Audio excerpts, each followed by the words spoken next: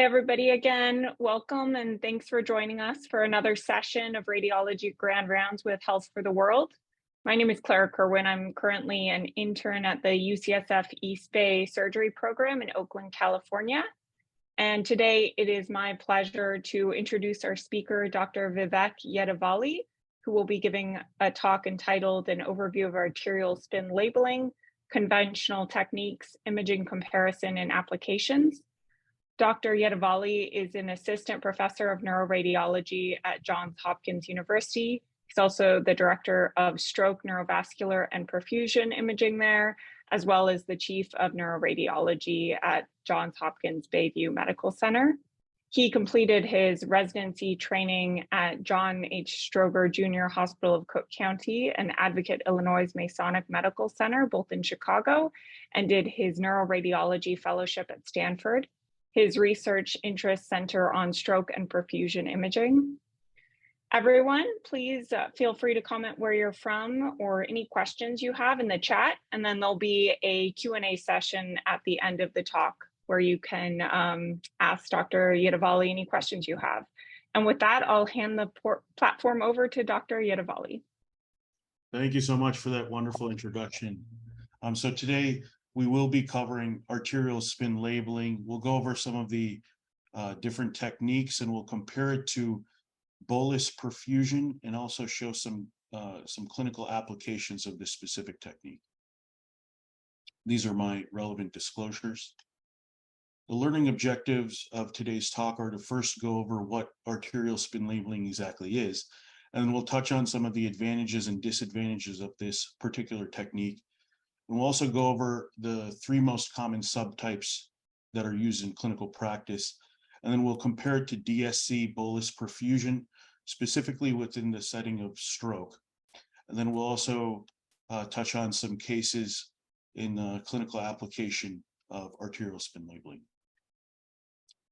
Arterial spin labeling is a non-invasive MR perfusion technique that doesn't require exogenous contrast, and it measures cerebral blood flow at a capillary level. As you can see here, it takes the feeding arterial blood and then uses that as an endogenous form of contrast to measure the perfusion at the capillary level. And it's a technique that's been around for quite a while, but it's made steady improvements over the past few decades and has a similar physiologic application to PEC. It has a number of advantages, one being that it's non-contrast. So, and the fact that it's an MRI technique means that it doesn't impart ionizing radiation. And because it's a non-contrast technique, it's very useful in the pediatric population and pregnant populations. Specifically within the pediatric population, this is actually now the go-to MR perfusion technique within this subgroup. And because it's non-contrast, doesn't have ionizing radiation, it's repeatable. You can do it multiple times, and it has one of the added benefits of being able to quantify the cerebral blood flow. One other population that it's extremely useful in is in patients who cannot receive gadolinium due to allergies as well, or renal failure. There are also a couple disadvantages of ASL that are important to keep in mind. First is it's a lower signal to noise ratio technique, especially compared to bolus perfusion. And it has a longer scan time. It can take up to 5-6 minutes to scan. On average, the range is about 3 to 5 minutes to acquire the sequence. And specifically within stroke, it has a tendency to overestimate the extent of a perfusion deficit within stroke. And I'll talk about the clinical relevancy within that in a couple more slides. Additionally, there's no standardized acquisition parameters based on age. As you can imagine, the perfusion pressure can differ considerably between an 18-year-old and an 80-year-old. So it is important to have these age-based standardized parameters, which we do not have currently for ASL. How is ASL acquired? So there are a number of steps that it takes to acquire this specific sequence. The first is what's called the labeling step. And basically what it is that it is a radio frequency pulse where the feeding arterial blood enters this labeling plane, and the radio frequency pulse labels that blood, the protons within the blood, and makes that the endogenous form of contrast. The second step is then what's called the post-label delay. And essentially what we're doing is we're allotting an amount of time for that now labeled blood to get to the tissue of interest. And then we acquire the signal at the region of interest here.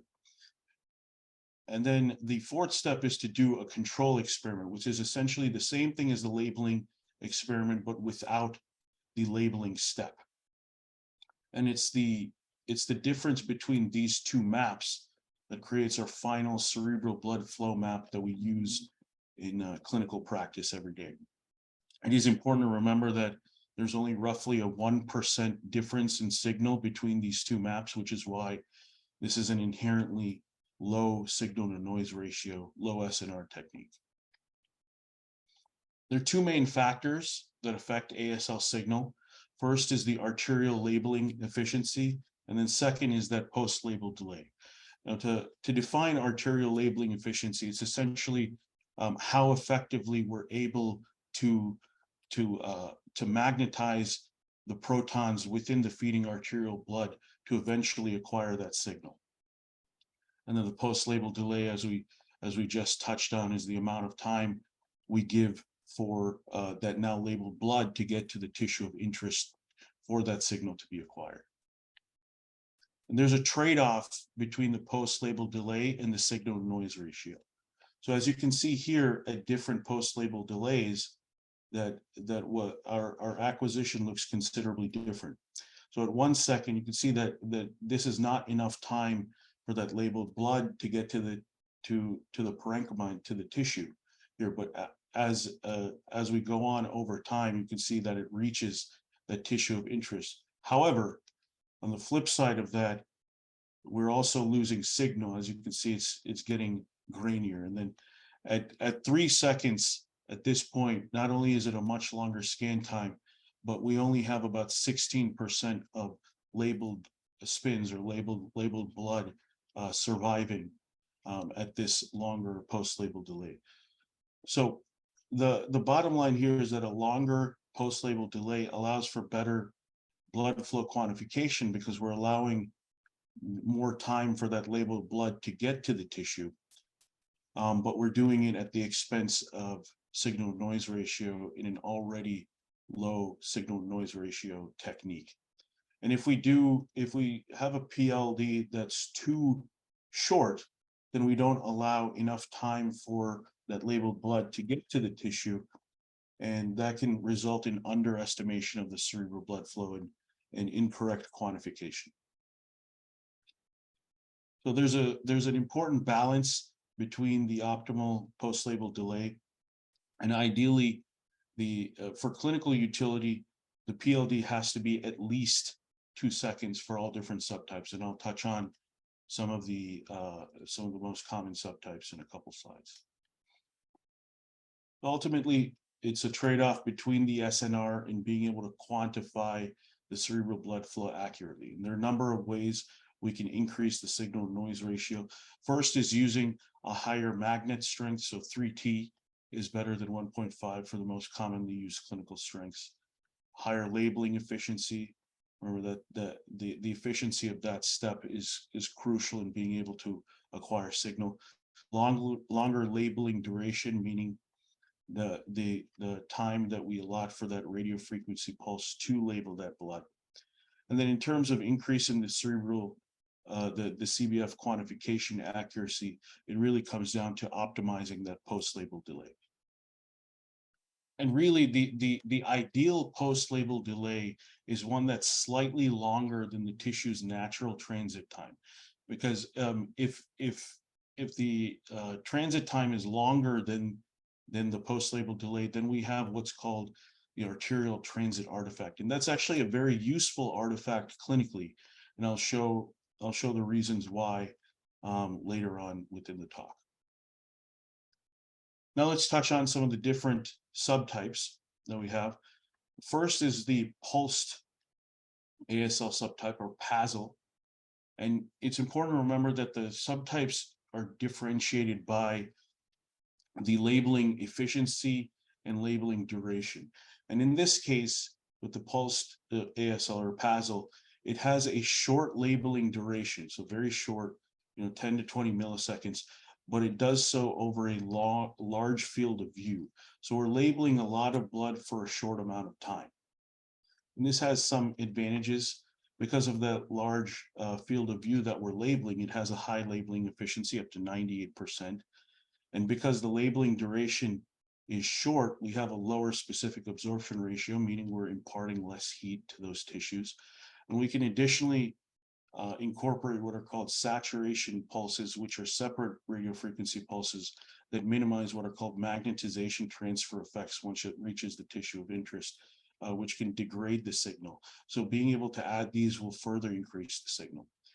Some of the main disadvantages of this technique, and I would say arguably the main one, is that it's a comparatively much lower SNR, signal noise ratio, even compared to the other different subtypes that I'll touch on subsequently. And it can be very sensitive to transit times.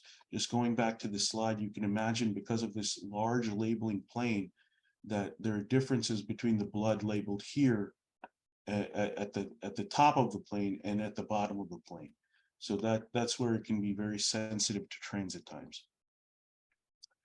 The second subtype is what's called the continuous ASL subtype. And it's easiest to think of this as the opposite end of the spectrum, where we have a small labeling slab, but a large labeling duration. So this is a non-stop radio frequency pulse. So we're basically bombarding these feeding, the feeding blood that enters this slab with a constant radio frequency pulse. And the main advantage of using this technique is that it's higher signal noise ratio, but it has a number of disadvantages. First, as you can imagine, because it's a constant radio frequency pulse, it has a higher specific absorption ratio because we're imparting a lot of heat. And because that radio frequency pulse is constant for that labeling step, it's very taxing on existing MRI hardware. And for that reason, it's not offered in a number of packages. Now, the third subtype is called pseudocontinous ASL subtype, and it's in many ways a marriage, a best of both worlds of the previous two techniques. And here, instead of a continuous radio frequency pulse, we instead replace it by what's called a train of selective pulses. And we can have up to 1,000 pulses, but it's not continuous, which is why it's considered pseudocontinuous, and almost a sub form of the continuous subtype. And this has a number of advantages, especially compared to the other subtypes. First of all, it's higher SNR compared to PASL, because we have a much longer labeling duration with the train of selective pulses. It has a higher labeling efficiency than CASL, because we're not saturating the blood with that constant signal, which can further decrease the labeling efficiency. It also imparts less specific absorption ratio, less heat compared to CASL, and it's also available on a number of existing hardwares because it's not nearly as taxing. But the main disadvantages are also comparative. It's higher specific absorption ratio than the PASL, and still a lower labeling efficiency than PASL as well, where compared to PASL, which has a labeling efficiency of up to 98%, pcASL has a labeling efficiency of around 85%. Another way we can improve the signal noise ratio with ASL, since that is the main disadvantage of this technique, is with the readout acquisition. And you can perform either a 3D or a 2D readout acquisition, most commonly clinically. And the 3D has a number of advantages over the 2D acquisition. First, it increases your spatial SNR, which allows for more finer detail of assessing these images and smaller slice thickness. It can also increase our temporal SNR, meaning that we we have the ability to resolve faster moving objects and complex blood flow patterns, which is, of course, one of the main utilities of using ASL since we're measuring cerebral blood flow. There's also a form within the 3D technique called a segmented technique, which allows for what's called background suppression, which is another radio frequency pulse that allows for motion correction. And the segmented technique is a saturation pulse that removes background noise, and for that reason, it can further improve the SNR. And lastly, the 3D technique is less prone to artifacts, and I'll show an example of both. And here's an example of the 2D and 3D acquisitions with and without the background suppression. So you can see here that without the background suppression with 3D, this is very motion degraded, essentially non-diagnostic. But then we apply the background suppression pulse, and you can see how this becomes much higher SNR than our 2D acquisition, which is a lot grainier. Another area, as we touched on, that the 3D is particularly useful compared to the 2D is because it's less prone to artifacts, especially around these bone-air interfaces at the skull base. You can see here that there's some artifact, especially in areas close to the skull base, that we do not see on our 3D acquisition here. So all in all, the bottom line with the current recommended protocol for clinical use is the 3D pseudocontinous ASL technique on 3T. And the reason being is that this maximizes our signal noise ratio, our SNR, compared to the PASL subtype. And we can apply background suppression techniques that allow for motion correction and removal of noise that could degrade the sequence, and that further increases the SNR. It's also easy to implement because it's offered on a number of packages on current scanners, and it imparts less specific absorption or less heat compared to the continuous subtype, the CASL. Now let's move on to comparing ASL to the more commonly used MR perfusion technique called DSC, or dynamic susceptibility contrast bolus perfusion, and I'll refer to DSC as bolus perfusion for the remainder of the talk. Just to quickly compare, ASL again is a useful technique with measuring the cerebral blood flow, but it's important to remember that it cannot measure the cerebral blood volume. It's a non-contrast, repeatable technique that has a longer scan time of about 3 to 5 minutes on average. Bolus perfusion is also a very powerful technique that's useful for measuring cerebral blood volume, and you can also use it to measure time parameters such as the Tmax parameter, which is actually an artificial time index that was previously validated in a number of stroke trials to be able to measure tissue at risk or salvageable tissue, also known as penumbra. But one of the downsides of bolus perfusion is that it requires contrast administration, which can be problematic, especially in patients who have allergies or poor renal function. But one of the main advantages compared to ASL with bolus perfusion is that it's a shorter time to be scanned. It takes about 90 seconds up to 2 minutes to acquire bolus perfusion. Now, when comparing qualitative ASL to bolus perfusion in detecting salvageable tissue in the setting of acute ischemic stroke caused by large vessel occlusions, ASL and bolus perfusion have good agreement in general. And there are a number of studies here from 2012 and 2013 that showed that. For example, this study at the top of the slide, this was a 2012 study that looked at that used a 3D pseudocontinuous ASL technique with background suppression on a 1.5 Tesla in 44 patients, and they found that ASL and bolus had agreement in 74% of patients in detecting mismatch or penumbra. And there are a number of terms that can be confusing for penumbra, but another one is mismatch, which is essentially defined as the the difference between the DWI and the perfusion modalities, the volumes at each to assess for salvageable tissue or penumbra.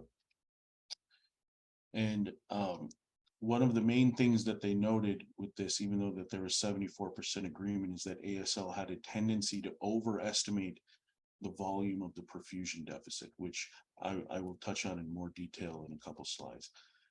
This 2012 study also looked at ASL and DSC, and they found that ASL and DSC agreed in 82% of time in this specific study because it was thought to be because they did it on a 3T rather than the 1.5 that we see here, which increases the SNR of ASL and therefore also increase the agreement with bolus perfusion. And this 2012 study and this 2013 study also similarly looked at ASL and DSC, and they found strong agreements, with this 2013 study also looking at quantitative ASL. And they found that both have strong agreements in detecting penumbra or salvageable tissue in the setting of acute ischemic stroke caused by large vessel occlusions. ASL and DSC have also been, ASL and bolus perfusion have also been compared with respect to reperfusion. And in this 2014 study, patients were looked at admission and then reassessed at 24-hour follow-up. And in this study, they found that that patients who got both ASL and bolus perfusion, that ASL was more sensitive than bolus perfusion in detecting these hyperperfused lesions, as we can see down here. This was in patients who did not undergo any sort of intervention. And in panel A on the left, we can see a good example of a left MCA territory stroke right here on the DWI, which is our infarct right here. We can see that there's a matched perfusion deficit in our mean transit time, which is our bolus perfusion time map. And then we can see on ASL that there's also a perfusion deficit, which is similar in size to the bolus perfusion and also similar to the DWI. So this shows a matched perfusion deficit, meaning that there's no presence of mismatch or salvageable tissue. And then we can see on the 24-hour follow-up that this infarct evolved and grew a little bit, and that showed good concordance between both perfusion techniques and DWI, again showing a matched defect. Now in panel B, we see an example of a case of a mismatch that was detected by both bolus perfusion and ASL. You can see that the infarct is small here, and that the perfusion deficits on both bolus perfusion and ASL were larger. And because there is a mismatch in these volumes, that suggests the presence of penumbra or salvageable tissue. Now, this wasn't intervened on, so in a 24-hour follow-up, eventually this infarct evolved and grew to expand. And you can see here that on ASL and DSC, it's about the same size and now became matched. So all of that tissue that was previously salvageable eventually went on to infarct, which is what would be expected in the absence of intervention. But one of the main distinctions here is that with ASL, you can see that there's increased signal that corresponds to the infarct that's not detected on bolus perfusion. And this has a utility in that it's been shown to be associated with good tissue and clinical outcomes, but also increased risk of hemorrhage. And I'll touch on that in more detail in a couple slides.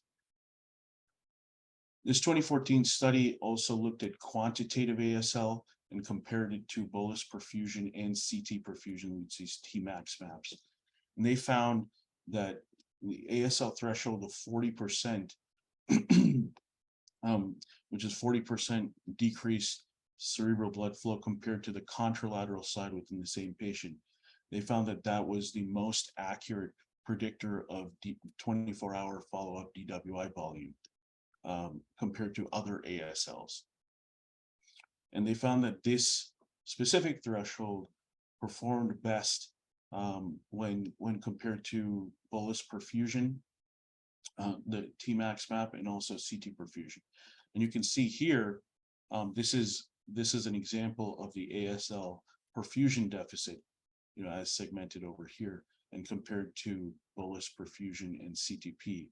And you can see here that it overestimates the extent of the perfusion deficit compared to bolus perfusion here, which is one of the downsides of ASL. These are just a couple more examples of, again, showing ASL's tendency to overestimate the extent of the perfusion deficit. Here in panel A, we have an example of a DWI perfusion mismatch. So you can see here, this is our ADC map.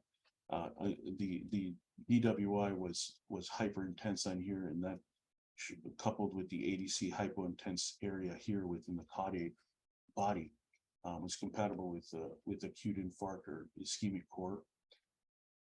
And here you can see that the perfusion deficit on ASL here and bolus perfusion was larger than the area of infarct, suggesting that there's presence of salvageable tissue. But you can see that the size of the perfusion deficit on ASL is larger than that of the bolus perfusion. This was the final infarct volume on flared. And in this patient, there's some hemorrhagic transformation that we see here, which is this lower signal that we see. And in panel B, we see another example of that, which I think is more stark, where we have a right MCA territory stroke, as you can see here by the ADC hypointensity. And you can compare the ASL to the DSC, and the ASL is a much larger perfusion deficit, and this is compared to the flare on the follow-up infarct to show the extent of the volume. So this is one of the main disadvantages of ASL. It has a tendency to overestimate the perfusion deficit in the setting of acute ischemic stroke caused by large vessel occlusion.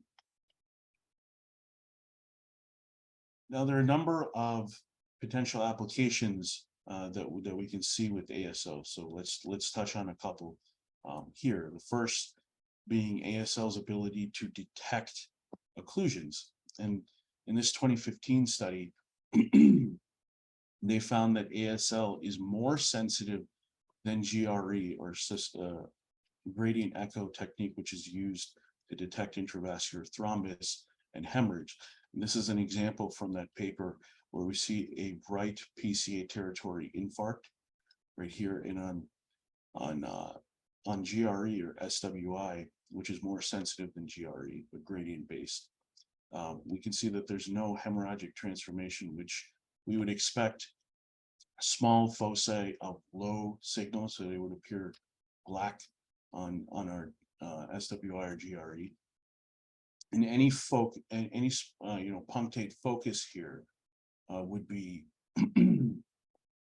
indicative of intravascular thrombus.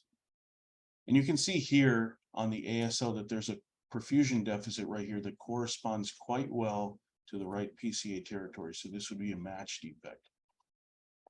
But then you can see that there's an area of increased signal that corresponds to the distal right PCA.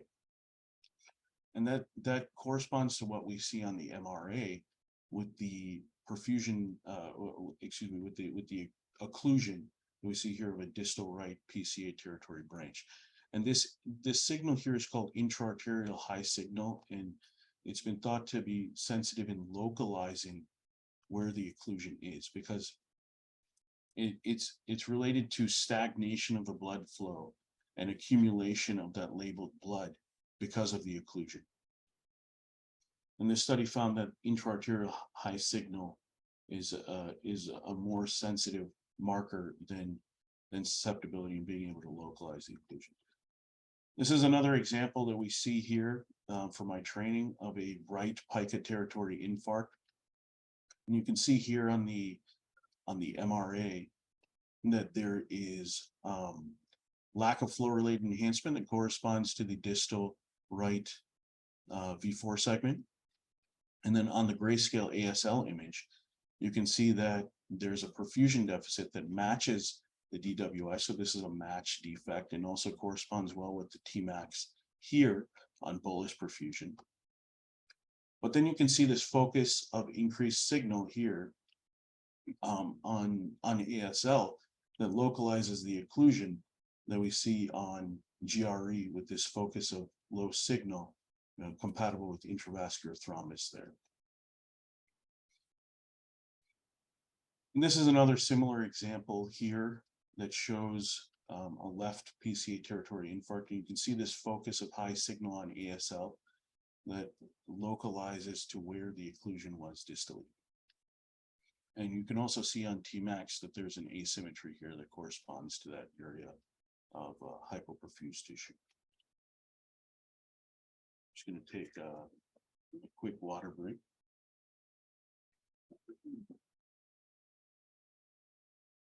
So another important utility of ASL is being able to detect collateral flow. And collaterals are very important within the setting of an acute ischemic stroke caused by a vessel occlusion, because that collateral status has been shown to be predictive of risk of hemorrhagic transformation of the stroke and clinical outcomes overall.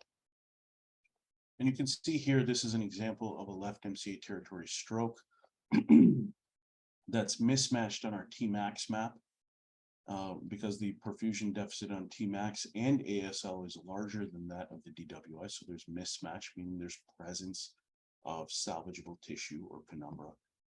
And you can see here that the ASL deficit and the Tmax deficit of bolus perfusion are generally concordant on qualitative analysis and larger than that of the DWI, again showing that there's a mismatch. Well, one thing you may notice is that there are these areas of curvilinear higher signal around the periphery of the infarct, of the perfusion deficit here. And that's thought to represent arterial transit artifact. And that arterial transit artifact has been shown to be a marker of collateral status. And the reason why we see high signal is because the labeled spins are taking longer time because they're going through collateral routes to be able to keep this tissue alive, which is why we see the high signal. And as we talked about previously, this is where the arterial transit artifact can be particularly useful for clinical relevancy because it shows the presence of collaterals.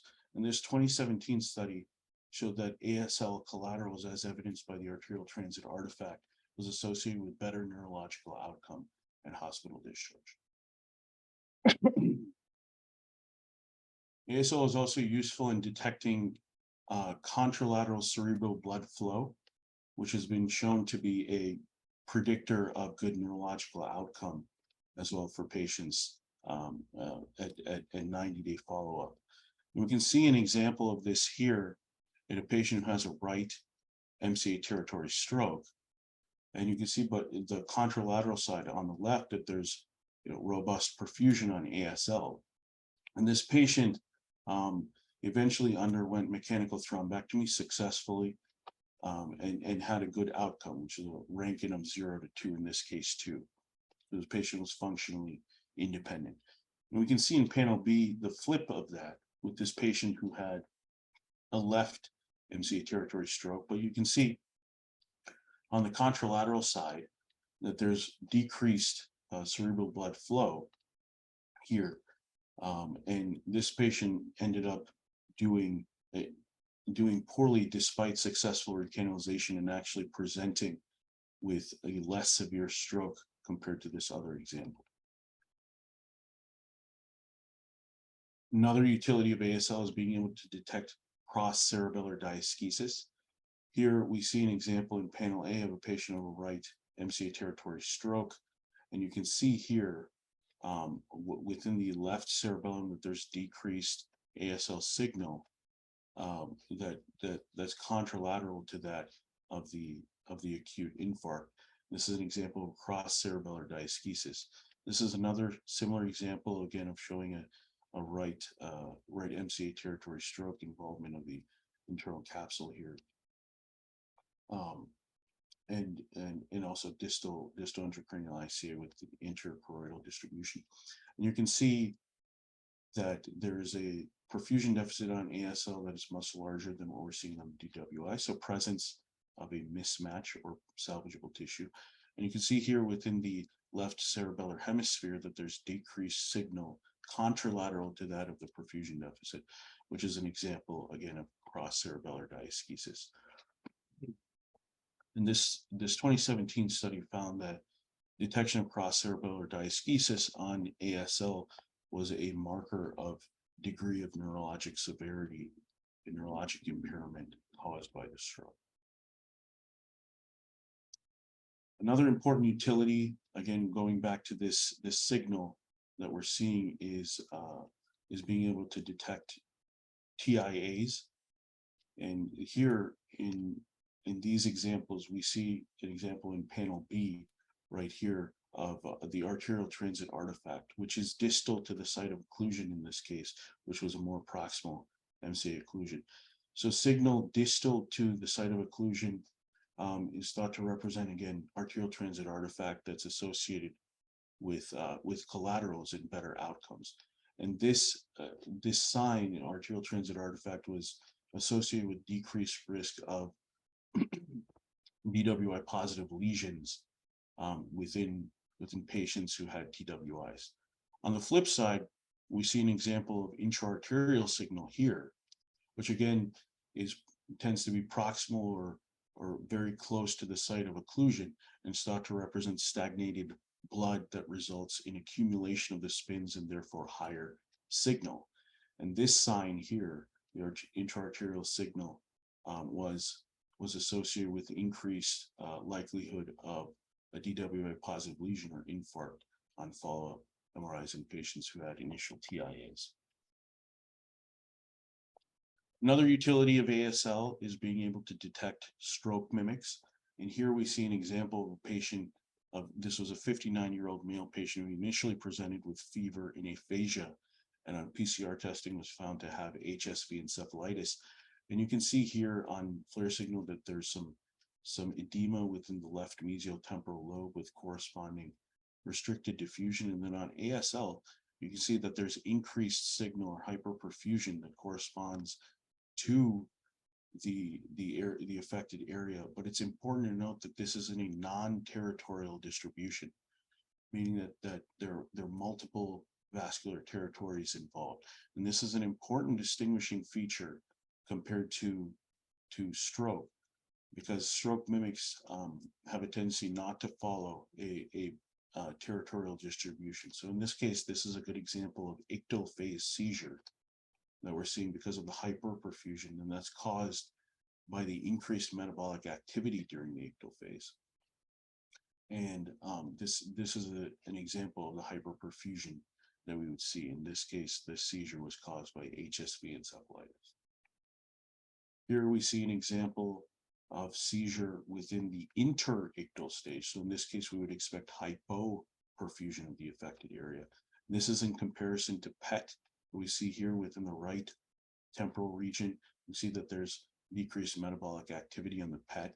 And even though it's a little bit more subtle on the ASL, but it's certainly present, especially I would say more conspicuous on this image where you see decreased ASL signal corresponding to the same area. And this was a 12-year-old male who had a history of epilepsy. This was in between two seizures. You can see that there's decreased signal that corresponds to the epileptogenic focus in this case. Another important stroke mimic to keep in mind is migraine. Here we see an example of a younger patient who came in with left-sided focal deficits and was imaged and was found to not have anything on DWI or FLAIR, but then on perfusion, both in our bolus perfusion, you can see here, in our ASL, you can see that there's decreased ASL signal or hypoperfusion corresponding to the entire right cerebral hemisphere. And this is an example of hemiplegic migraine, which is one of the major important stroke mimics to keep in mind in cases like this. And it's important again to note that this is in a non-territorial distribution. It's involving the entirety of the right cerebral hemisphere. And that's an important distinction to differentiate stroke mimic versus stroke. And this was an interesting study that looked at a pilot of 10 patients where they acquired ASL signal during administration of IV thrombolysis in a patient who had a left-sided MCA occlusion. And you can see here over time that the IV TPA is recanalizing that vessel, and we're able to detect that on ASL because we're seeing that increased signal distal to the site of the occlusion here. And this was an interesting study that showed that development of this arterial transit artifact, which is distal to the site of occlusion during IV TPA administration, was associated with reperfusion. You can see the perfusion deficit pre-IV TPA administration, and then on follow-up, you can see how it was restored, which is reperfusion due to IV TPA administration in this case, and as detected by the arterial transit artifact over time. Increased signal post IV TPA has been shown to be a predictor of favorable tissue and clinical outcomes. And as we touched on before, those hyperperfused lesions on ASL are an important biomarker of reperfusion that has been shown to be associated with favorable outcomes, even if there is hemorrhage detected on our SWI or GRE. But this study from 2010 also found that ASL hypoperfusion, along with hemorrhagic transformation assessed on SWI, was associated with poor outcomes. And these studies, for one from 2013 and 2019, also showed that ASL hyperperfusion in the affected tissue was associated with better outcomes, and that it could potentially be another data point to use within stroke management. These are another couple examples of the ASL hyperperfusion and how it's much more sensitive to detect hyperperfused lesions, especially compared to bolus perfusion, which is one of its main advantages. And this is another example here of luxury reperfusion in a patient who had a left inferior M2 occlusion. And you can see here, compared to bolus perfusion Tmax map, the ASL is able to detect that hyperperfused lesion with increased signal within the affected region. ASL is also useful in detecting hyperperfusion or increased signal post thrombectomy, as well, so also in patients who are intervened on. And this is an example of a 56-year-old male patient who presented with right hemiparesis and aphasia. It's pretty severe stroke with an admission stroke index of 19, which would be considered moderate to severe stroke. That scale goes from 0 to 42, 42 being death, and 0 being no deficits.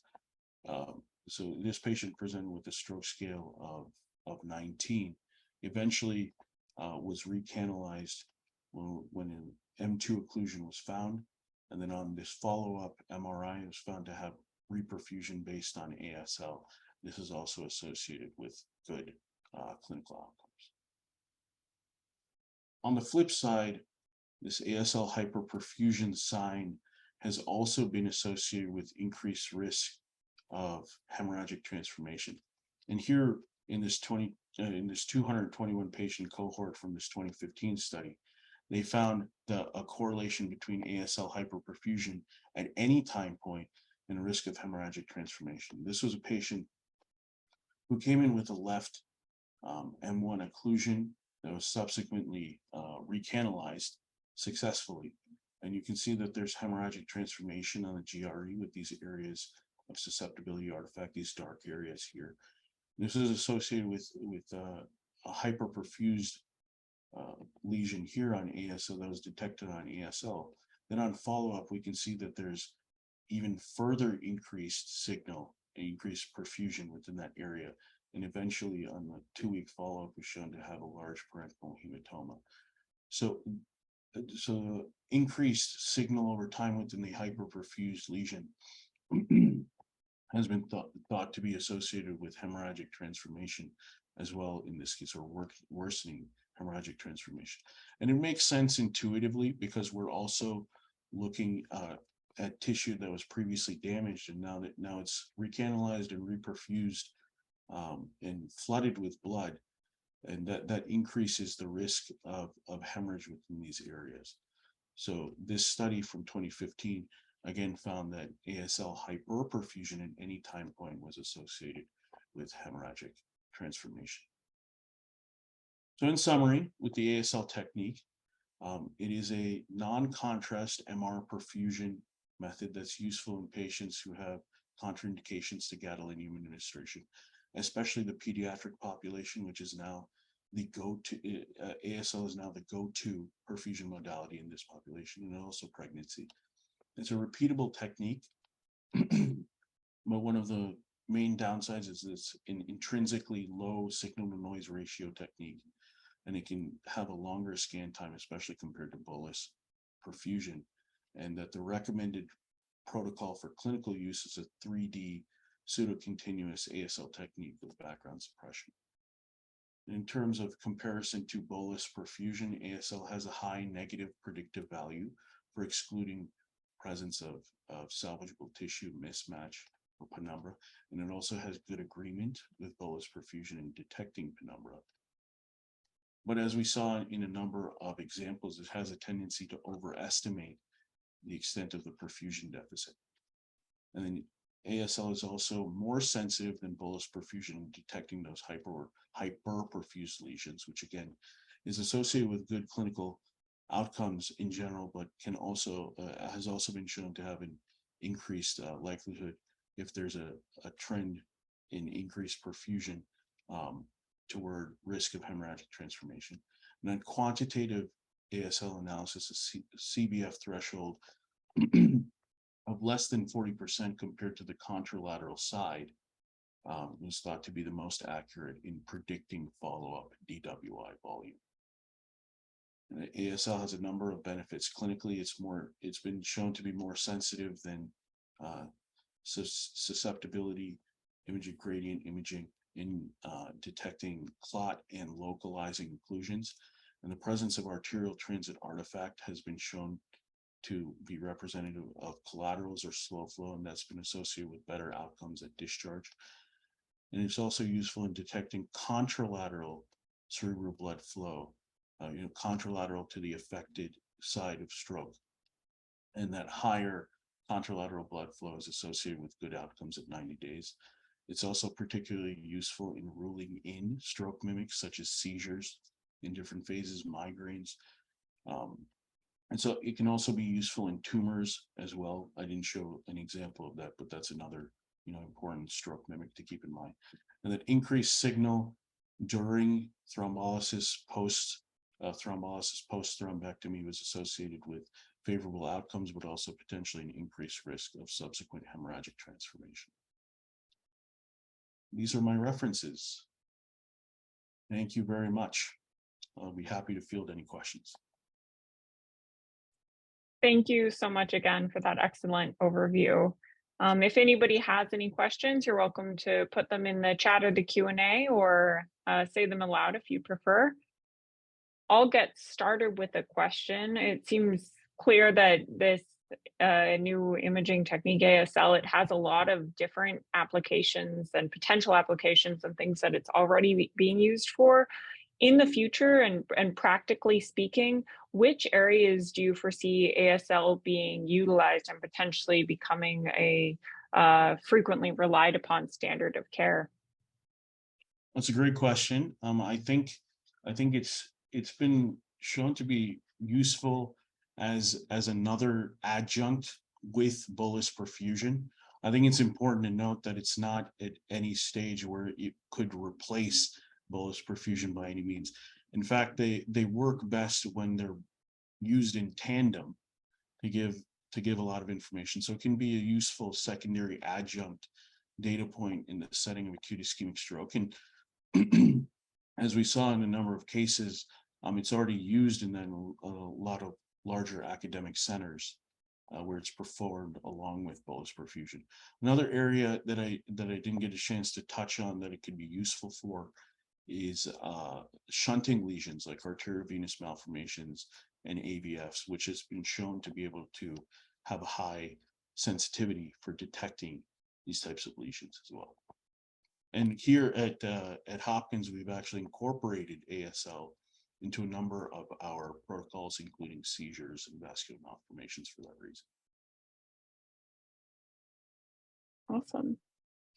Another question that I had related to, you mentioned early on in your presentation about the age-based standard parameters that aren't in place yet.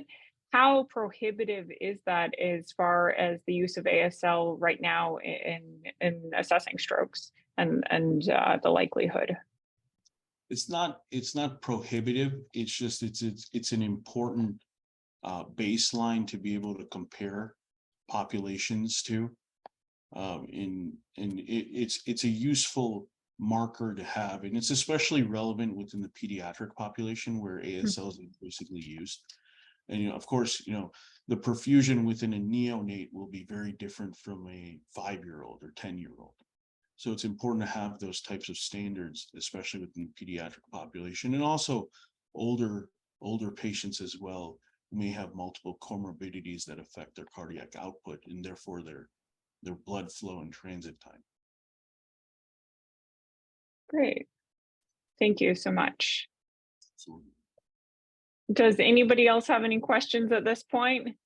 Clearly, you did a very thorough job covering a little bit of everything. Thank you for the opportunity.